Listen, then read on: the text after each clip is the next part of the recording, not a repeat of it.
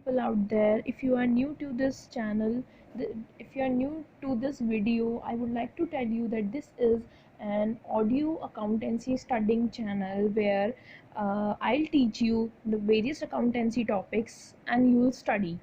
So as मेरी introduction video में मैंने प्रॉमिस किया था कि हमारा जो नेक्स्ट वीडियो होगा वो सबसे पहले एडमिशन चैप्टर पे होगा। तो चलिए स्टार्ट करते हैं पार्टनरशिप का एडमिशन चैप्टर। सो अगर आप सबसे पहले अकाउंट्स कर रहे हैं तो अकाउंट्स ये सब छोड़िए कि अकाउंट्स क्या है क्या नहीं है, लेकिन आपको सबसे पहले ये पता होना चाहिए कि जो अकाउंट्स है उसको करने के लिए हमें एक रूल याद रखना पड़ता है, दैट इज़ गोल्डन रूल। हाँ, आपने शायद सुना होगा, आपको अंदाज़ा होगा। तो सबसे पहले आपको वो गोल्डन रूल याद होना चाहिए। तो गोल्डन रूल में हमारे पास 3 कैटेगरीज होती हैं। अपने माइंड में बस आप एक डायग्रामेटिक प्रेजेंटेशन बनाइए जहाँ पे गोल्डन रूल होगा, उसके नीचे 3 पार्ट्स हो रहे होंगे, दैट इज़ सब पार्ट्स। तो उन 3 पार्ट्स के अंदर क्या आएगा? Real, personal and nominal. तो रियल जो होता है, रियल में हमारा रूल होता है debit what comes in, means जो भी चीज़ हमारे पास आ रही है वो क्या होगी? Debit. And credit what goes out, means कुछ भी जा रहा है तो वो क्या होगा? क्रेडिट। तो इट्स सिंपली रियल का गोल्डन रूल के अंदर, रियल के अंदर क्या आता है? Debit what comes in, credit what goes out. ये था हमारा फर्स्ट रूल। सेकंड क्या है? पर्सनल के लिए। पर्सनल मीन्स हो गया इन पर्सन, जब किसी का भी नेम आ रहा है। तो फिर अगर मान लीजिए, अगर मैं पर्सनल में एक एग्जांपल दूँ, मान लीजिए आप हैं, ABC आपका नाम है, और मैं अगर कोई भी बंदा है, मैं हूँ, तो मैं या तो रिसीवर हो सकती हूँ या फिर गिवर हो सकती हूँ, क्योंकि what comes in what goes out तो मेरे ऊपर अप्लाई नहीं हो सकता ना, ये तो चीज़ों के ऊपर अप्लाई हो सकता है। तो ऐसी पर्सनल से क्या निकलता है? पर्सन। और पर्सन या तो दे सकता है या ले सकता है, मीन्स या वो रिसीवर हो सकता है या वो गिवर हो सकता है। तो पर्सनल का रूल क्या होता है? डेबिट द रिसीवर, यानी कि अगर हम कुछ भी रिसीव करेंगे, कुछ भी हमारे पास आएगा, तो वो क्या होगा? Debit. And credit the giver, means जो भी कुछ देगा, जो भी हम कुछ देंगे वो क्या होगा? क्रेडिट होगा। तो पर्सनल का रूल क्या है? Debit the receiver, credit the giver. And third इसी कैटेगरी में आता है नॉमिनल। नॉमिनल में हम, नॉमिनल किस लिए यूज़ होता है? एक्सपेंसेस के लिए। मान लीजिए हम कोई भी खर्चा कर रहे हैं, अब जब खर्चे की बात आई तो फिर आमदनी की भी बात आएगी, दैट इज़ इनकम। तो जहाँ एक्सपेंसेस होंगे वहाँ कभी न कभी इनकम भी होते हैं, लॉसेस हैं तो गेन भी होते हैं। तो वो सब हमारे क्या होते हैं? नॉमिनल। सो नॉमिनल में हमारा क्या है रूल? रूल है debit all the expenses or losses and credit all the incomes and gains. So ये था हमारा पूरा गोल्डन रूल। तो शायद अब आपके माइंड में सेट हो गया होगा। तो एक बार मेरे साथ बोलो, golden rule of accountancy: real, debit what comes in, credit what goes out. Personal, debit the receiver, credit the giver. Nominal, debit all the expenses and losses and credit all the incomes and gains. तो यहाँ ये आपको याद हो गया आपका golden rule. ऐसे ही हम हर वीडियो की स्टार्टिंग में सबसे पहले अपना गोल्डन रूल याद किया करेंगे। इसके बाद अब हम अपने टॉपिक पे आते हैं, एडमिशन। देखिए एडमिशन क्या है? एडमिशन ऑफ अ पार्टनर आपके चैप्टर का नेम है। तो एडमिशन ऑफ अ पार्टनर का मतलब क्या है? एडमिशन मीन्स आप लोग स्कूल में एडमिशन कराते हैं, तो उसका मतलब क्या है कि आप लोग स्कूल में जा रहे हैं, एडमिट हो रहे हैं, ज्वाइन हो रहे हैं। तो ऐसे ही एडमिशन ऑफ अ पार्टनर है कि पार्टनरशिप के अंदर एक पार्टनर आ रहा है। अगर कोई पार्टनर आ रहा है तो फिर वो नया ही पार्टनर होगा। तो एडमिशन ऑफ अ पार्टनर में हम यही लेते हैं कि कोई भी हमारी कंपनी में एक कंपनी है, एग्जिस्टिंग पार्टनर्स हैं, यानी कि पुराने पार्टनर हैं ए और बी, वो उसको चला रहे थे, और अब एक नए पार्टनर एडमिशन हो रहा है, वो कौन है? सी। तो फिर सी हमारे पास क्या हुआ? नया पार्टनर, और ए और बी एग्जिस्टिंग या फिर ओल्ड पार्टनर हुआ। अब देखिए, अब ये है कि अगर मान लो, अगर आप दोनों, आप और आपका फ्रेंड, आप दोनों ए और बी हो, और आप दोनों किसी बिजनेस में हो, और मान लीजिए आप दोनों इक्वल प्रॉफिट्स शेयर कर रहे हैं।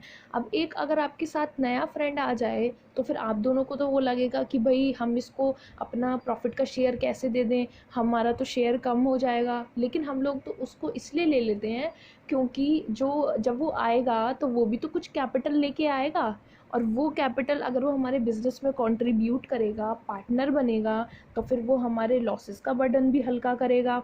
हाँ, ये बात सच है कि वो प्रॉफिट्स लेगा, प्रॉफिट्स तो हर बंदा लेगा ना अगर वो कैपिटल लगाएगा तो यही चीज़ है कि कोई भी नया पार्टनर आता है तो अपनी तरफ से वो कुछ ना कुछ लेकर आता है। तो फिर क्या होता है, हमारे पार्टनर में ओल्ड पार्टनर्स हैं, उन्होंने डिसाइड किया कि वो एक नए पार्टनर को एडमिट करेंगे, और जब वो एक नए पार्टनर को एडमिट करते हैं ना, तब वहाँ पर बनती है एक पार्टनरशिप डीड। पार्टनरशिप डीड का क्या मतलब है? पार्टनरशिप डीड में दो वर्ड्स हैं, पार्टनरशिप और डीड। पार्टनरशिप का मतलब क्या हुआ? पार्टनरशिप ही, लेकिन डीड का मीन्स क्या होता है? एग्रीमेंट। तो पार्टनरशिप डीड का मतलब हुआ पार्टनरशिप एग्रीमेंट। तो क्या होता है कि जब ए और बी आए होंगे, उन दोनों के बीच में एक एग्रीमेंट हुआ होगा, लेकिन जब एक नया पार्टनर आएगा तो वो पुराना एग्रीमेंट भी तो चेंज होगा। अगर मान लीजिए आप और आपके फ्रेंड के पास तीन तीन टॉफ़ियाँ हैं, ठीक है, और अगर आपके पास कोई तीसरा बंदा आ रहा है, तीसरा फ्रेंड आ रहा है कि भाई ये जो तुम डेली ये करते हो ना कि भाई तुम्हारे पास तीन तीन टॉफ़ियाँ और तुम मिलके खाते हो इन टॉफ़ियों को, ये मुझे भी करना है, बट लेकिन तुम उससे कहोगे कि भाई टॉफ़ियाँ तो हमारे पास हैं, तू चॉकलेट्स ले आ। अगर मान लो उसके पास चॉकलेट होंगी, वो अपनी चॉकलेट लेके आएगा, तब आप उसके साथ अपनी टॉफ़ियाँ शेयर करोगे ना। तो अगर अब आपके पास अब तीन तीन टॉफ़ी हैं, तो हो सकता है अब आप डिसाइड करो कि भाई हमारे पास तीन तीन है, हम दोनों इसको एक एक कंट्रीब्यूट कर देंगे। तो उससे आपका रेशो चेंज हुआ ना, और वो जो चॉकलेट लेके आया वो आपके लिए एक नई चीज़ हो गई कि आपको एक अलग फ्लेवर टेस्ट करने को मिलेगा, आपकी चीज़ों में कंट्रीब्यूशन हो गया। तो ऐसे ही इसको अगर हम जोड़ें, तो वो जो दो लोग जिनके पास टॉफ़ियाँ थी वो तो ए और बी हो गए कि जो मतलब पहले से ही इस बिज़नेस में हैं, और जो वो नया फ्रेंड है जो चॉकलेट लेके आ रहा है, वो नया पार्टनर है सी, और चॉकलेट की जगह वो यहाँ क्या लेके आ रहा है? नई कैपिटल लेके आ रहा है। और जो एक एक टॉफ़ी आप उसे दे रहे हो, उसके बाद आप दोनों के पास दो दो रह गई, ये नई चीज़ हुई। वो क्या हुई कि वो पार्टनरशिप एग्रीमेंट के अंदर हमारा पीएसआर चेंज होता है।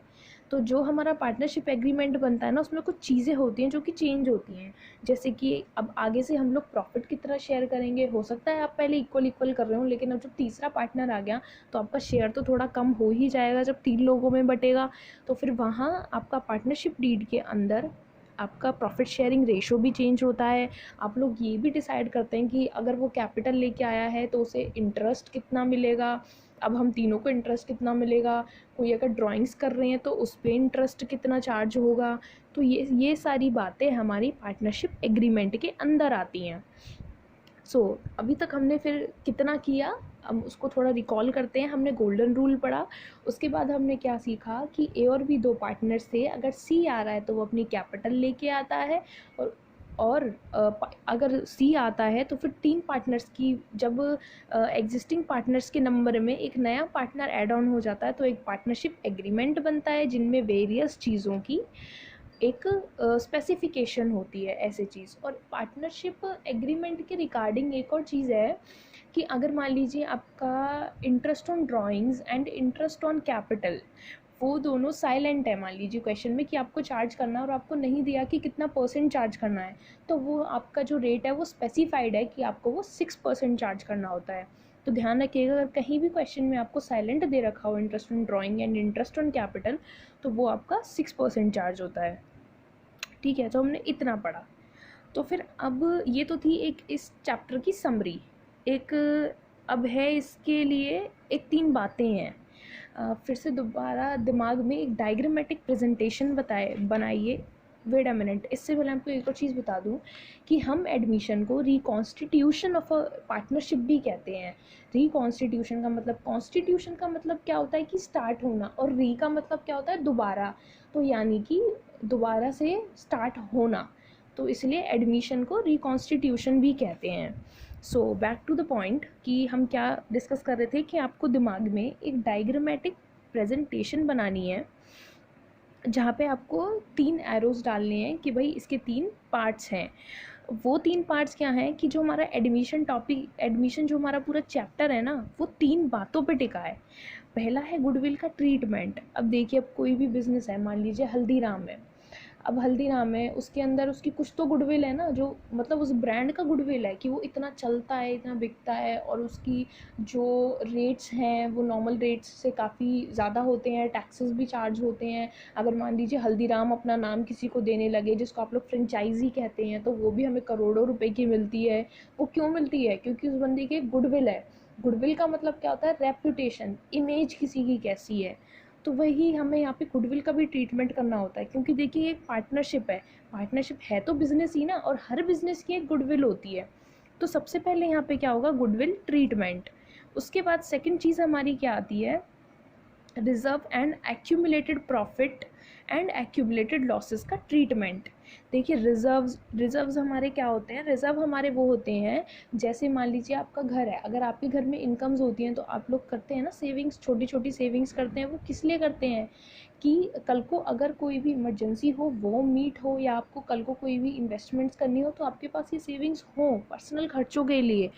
तो ये वही है एक्यूमुलेटेड रिजर्व्स, तो वही हैं। एंड एक्यूमुलेटेड प्रॉफिट्स क्या होते हैं? यानी कि जो आपके प्रॉफिट्स इकट्ठे हो रहे हैं।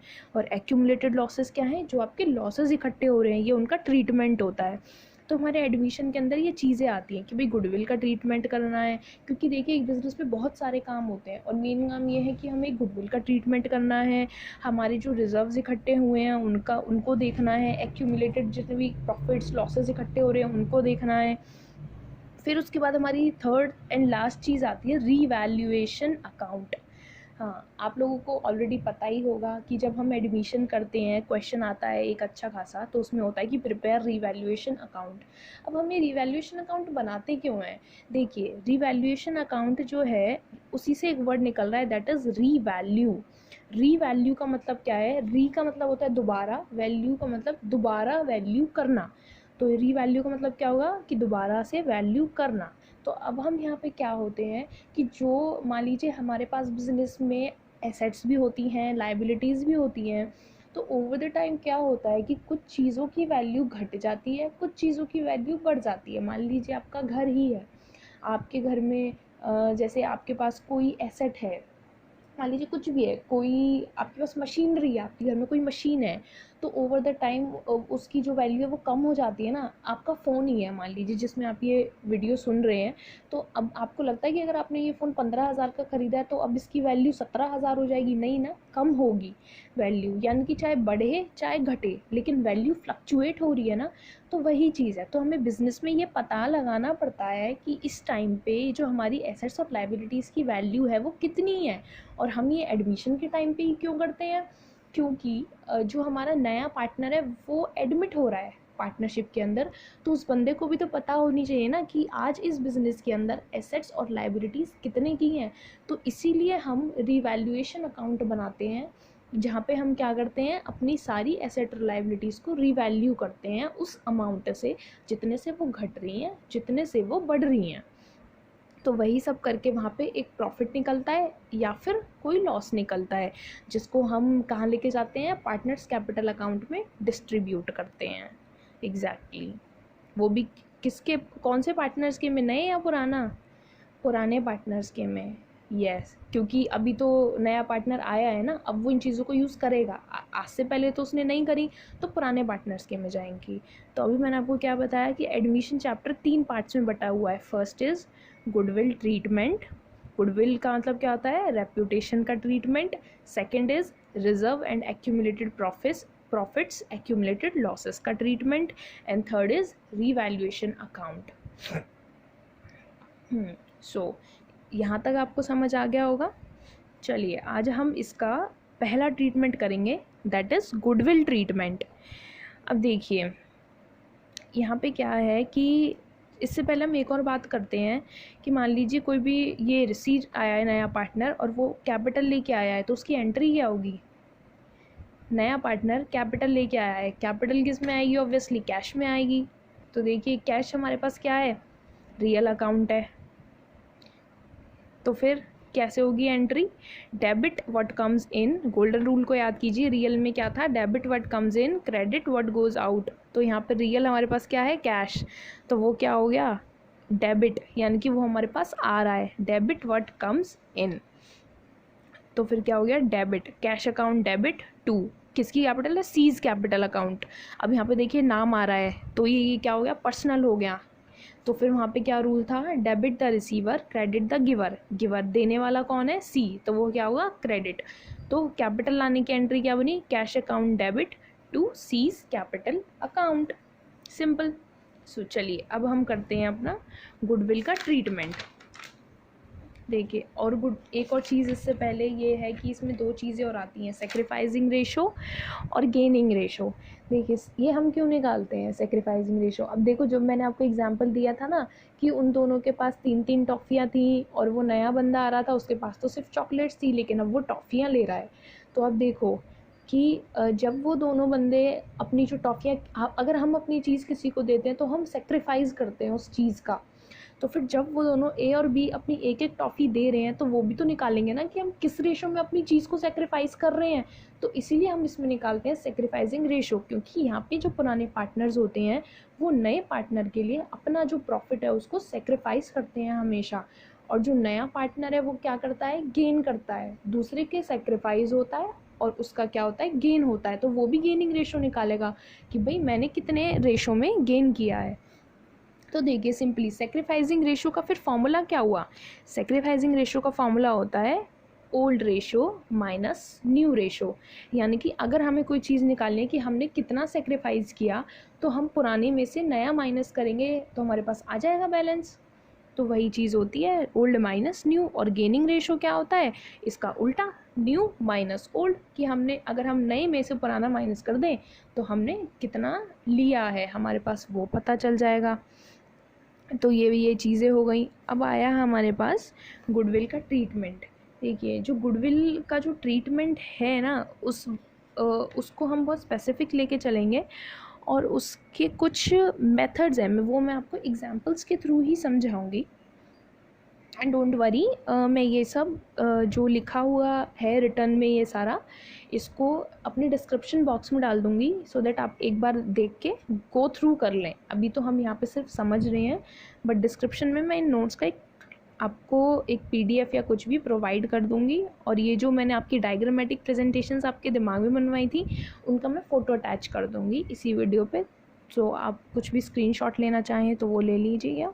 तो चलिए गुडविल ट्रीटमेंट करते हैं। अगर मान लीजिए मैं आपसे कहूँ कि आपका जो फर्म है, मतलब पहले मान लीजिए A, B और C हैं, उनका हमारे पास जो शेयर है, wait a minute, I think हमें गुडविल के ट्रीटमेंट से पहले सेक्रीफाइसिंग रेशो और गेनिंग रेशो पढ़ लेना चाहिए, क्योंकि इनकी भी बहुत सारी कंडीशंस होती हैं ना कि हमें ये सब निकालने कैसे हैं और वो सब।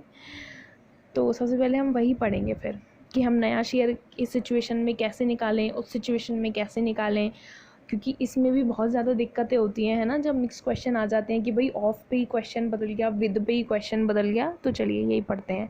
चलिए मैं आपको पहली कंडीशन देती हूँ इसमें, वो ये है कि पार्टनर है, दो हैं, A और B हैं, पहले से ही उनका इक्वल शेयर था। वो नई शेयर के लिए अब जो C है वो नया पार्टनर आ रहा है और उसका शेयर कितना है, 1/4 है।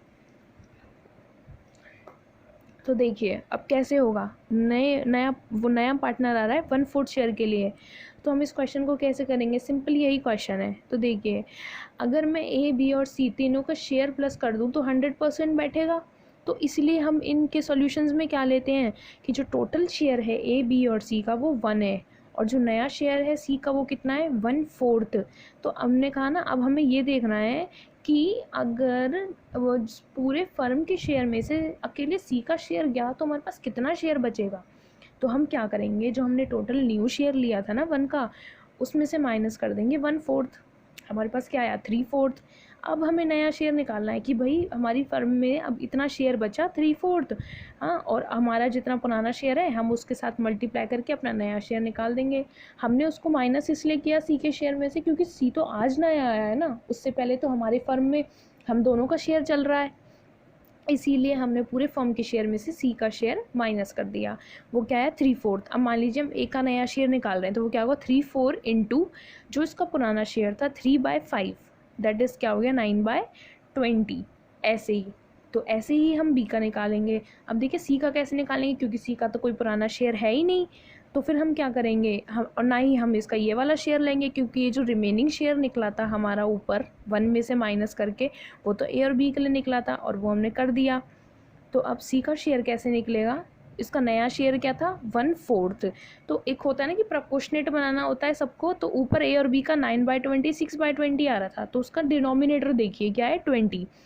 तो अब हमारे पास सी का नया शेयर है 1/4, इसमें हम डिनोमिनेटर 20 बनाना है, तो हम इसको किससे मल्टीप्लाई करेंगे 5 से। तो क्या होता है कि जो हम डिनोमिनेटर बनाते हैं ना उसको ही ऊपर से मल्टीप्लाई कर देते हैं, तो 1/4 में हम क्या मल्टीप्लाई करेंगे 5/5, 5 4 20, तो ये हो गया 5/20।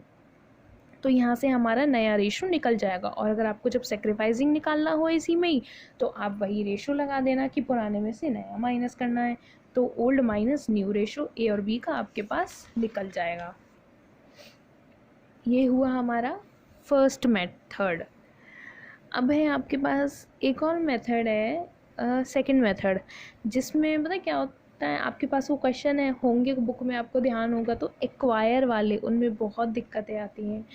तो ना इसमें एक्वायर की बस ये है कि किसी भी कॉन्सेप्ट को अच्छे से समझने की बात होती है, फिर आप कोई भी क्वेश्चन कर सकते हो। तो इसमें क्या है, इसका सेकंड पार्ट क्या है कि जब कोई भी नया पार्टनर उसका शेयर को इक्वली एक्वायर करता है पुराने पार्टनर से, मान लीजिए जो सी आ रहा है ना वो कहता है कि मैं इक्वल एक्वायर करूँगा ए और बी से। तो इसका मैं अगर आपको एग्जांपल दूं तो ये है, फॉर एग्जांपल ए और बी का पुराना रेशो था 3:2, सी आया नए रेशो के साथ that is 1/5, which he acquire his share equally from A and B. अब देखिए यहाँ पे इन्होंने बहुत पर्टिकुलर बात की है, that is equally from A and B. Equally का मतलब क्या होगा, एक पर्टिकुलर रेशो की वो इक्वली लेगा अपना शेयर ए और बी से। तो अगर अब हम इसका सॉल्यूशन करेंगे तो हमें सबसे पहले ये ही निकालना पड़ेगा ना कि वो कितना ले रहा है उनसे, ए और बी से। तो इक्वली का मतलब क्या हो गया 1:1। अब दो लोगों में है तो इसको अलग फ्रैक्शन करें तो क्या होगा 1/2 1/2। तो देखिए सी, इसका मतलब अब हम यहाँ पे सॉल्यूशन स्टार्ट है। अब हम इसको सॉल्यूशन कैसे करेंगे कि सी एक्वायर हिज शेयर फ्रॉम ए। सी का खुद का शेयर कितना था 1/5 इंटू 1/2, क्योंकि वो इक्वल ले रहा है तो 1/10 हो गया। ऐसे ही वो बी से एक्वायर कर रहा है, C acquire his share from B कितना 1/5 इंटू 1/2 दैट इज़ 1/10। तो अब उसे पता लग गया कि सी ए और बी से 1/10 शेयर ले रहा है, 1/10 शेयर ले रहा है। वैसे देखा जाए तो ये उनका सेक्रीफाइसिंग भी तो हो सकता है ए और बी का, क्योंकि सी जो है वो एक्वायर कर रहा है ए और बी से और ए और बी दे रहे हैं, यानी कि ए और बी ने सेक्रीफाइस कितना किया है 1/10 एंड 1/10। तो देखिए यही सिंपली आपका एक वो भी हो गया, सेक्रीफाइसिंग रेशो भी हो गया। ठीक है, ये तो आपका निकल गया। लेकिन अगर मान लो इसी में हमें नया शेयर भी निकालना है तो हम कैसे निकालेंगे कि जो ए और बी है उसके पास पुराना रेशो कितना था 3:2, तो यानी कि ए के पास कितना हो गया 3/5 हो गया, 3/5, और उसने सेक्रीफाइस कितना कर दिया अपने पास से दे कितना दिया 1/10। तो अब 3/5 में से 1/10 माइनस करके जितना बचा वही तो उसका नया शेयर हुआ, है ना। ऐसे ही तो होता है कि अगर मान लीजिए आपकी इनकम है 500 रुपये, ठीक है, आपने कल अपने दोस्त को दे दिए पैसे 50 रुपये उधार दे दिए, अब आपकी पॉकेट में कितने बचे 450 बचे ना करंट में, 500 थोड़ी है, वो तो जब देगा सब देगा। या मान लीजिए आपने ही पहले ले रखे थे अब दे दिए, तो लेकिन अब आपकी पॉकेट में तो 450 रुपये है ना। तो ये भी वही चीज़ है कि इनका पुराना शेयर कितना था 3/5, यानी कि आपके पास पुराने पहले पैसे कितने थे 500, 1/10 किसको दे दिया सी को, यानी कि 50 रुपये किसको दे दिए दोस्त को, बचे कितने 450 रुपये। ऐसे इसके पास अब कितना शेयर बचा 5/10। तो ऐसे ही आप ए का निकालेंगे नया शेयर, ऐसे ही आप बी का निकालेंगे। अब सी का नया शेयर कैसे निकालेंगे, देखिए सी ने कितना कितना शेयर लिया है उन दोनों से 1/10 प्लस 1/10, तो उसके पास उसका नया शेयर कितना आया 2/10, जो कि उन्होंने उन दोनों से लिया है। तो ऐसे ये हुआ इन तीनों का नया शेयर। तो यहाँ पे आपकी दो चीज़ें क्लियर हुई ना, सेक्रीफाइसिंग रेशो और गेनिंग रेशो में। तो एक पहला हमने कौन सा किया जहाँ पे सिंपली सी आ रहा था और हमें उसका नया शेयर निकालना था, तो हमने वहाँ कैसे किया, उन तीनों का 100% यानी कि 1 लेके सी का शेयर माइनस करके नया शेयर निकाल दिया। सेकंड मेथड कौन सा था, जहाँ पे वो एक्वायर कर रहा था पुराने पार्टनर से इक्वली, तो वहाँ पे पहले हमने क्या किया सी के शेयर के साथ इक्वली 1/2 1/2 मल्टीप्लाई करके निकाल दिया। तो वही क्या हुआ, वही ए और बी उसको सेक्रीफाइस कर रहे थे, वही सेक्रीफाइसिंग रेशो बना। और नया शेयर कैसे निकाला कि पुराने पार्टनर्स के पुराने रेशो में से सेक्रीफाइसिंग वाला माइनस कर दिया। और सी का नया शेयर कैसे निकला कि जितना वो दोनों उसको दे रहे थे वो प्लस हो गया। ठीक है, तो ये हुए हमारी दो कंडीशंस। इसके बाद हम इसकी अभी एक दो कंडीशंस और हैं, वो और समझते हैं इसकी। या फिर ऐसा करते हैं कि मैं बाकी दो कंडीशंस आपको नेक्स्ट वीडियो में समझाऊंगी, क्योंकि वरना वीडियो बहुत लेंदी हो जाएगा और ये भी हो सकता है कि बहुत ज़्यादा सिलेबस एक दिन में हो जाए तो आप लोगों को समझ भी ना आए, बहुत हसल बसल टाइप हो जाएगा। तो इतना जितना मैंने आपको आज पढ़ाया है उतने मैं नोट्स आपके साथ शेयर कर दूँगी, डिस्क्रिप्शन बॉक्स में आप देख सकते हैं। और डायग्रामेटिक प्रेजेंटेशंस जो थी उनके मैं फ़ोटोज़ वीडियो में अटैच कर दूँगी, तो आप स्क्रीनशॉट्स ले लेना। और प्लीज़ ज़रूर कमेंट करना अगर आपका इतने में कोई डाउट हो, वो करना। और अगर कोई भी 12th क्लास वाला बच्चा इस वीडियो को सुन रहा है तो फिर मैं उसको बोलूँगी कि आपके जो एडिशनल क्वेश्चन है ना बुक में, उनके पीछे जो मल्टीपल चॉइस क्वेश्चंस हैं, तो जितना मैंने आपको आज कराया है ना उतने के आप उसमें उन क्वेश्चंस को अटैम्प्ट कीजिएगा। जी हाँ, मल्टीपल चॉइस क्वेश्चंस को अटैम्प्ट कीजिएगा, सो दैट आपको थोड़ी प्रैक्टिस हो जाए। और अगर किसी भी क्वेश्चन में कोई भी डाउट हो तो मुझे कमेंट बॉक्स में भेज दिएगा, या फिर मेरी इंस्टाग्राम हैंडल है उस पर आप मुझे भेज दीजिएगा फ़ोटो खींच के। मेरा इंस्टाग्राम हैंडल है S_writings4, S_writings4। yes, okay, so thank you for watching this video। ये वीडियो आपके लिए हेल्पफुल रहा हो मे बी, सो प्लीज़ मुझे कमेंट करके भी बताना, और आगे का मैं आपको कल पढ़ाऊँगी। मुझे कमेंट करके बताना अगर ये हेल्पफुल रहा हो तो प्लीज़, और कोई भी डाउट हो तो प्लीज़ बता देना। Thank you so much. Please like, share, comment and subscribe to this channel if you are new to this channel, and hit that bell icon so that आपको कोई हर सारे notifications मिलते रहें। Thank you so much।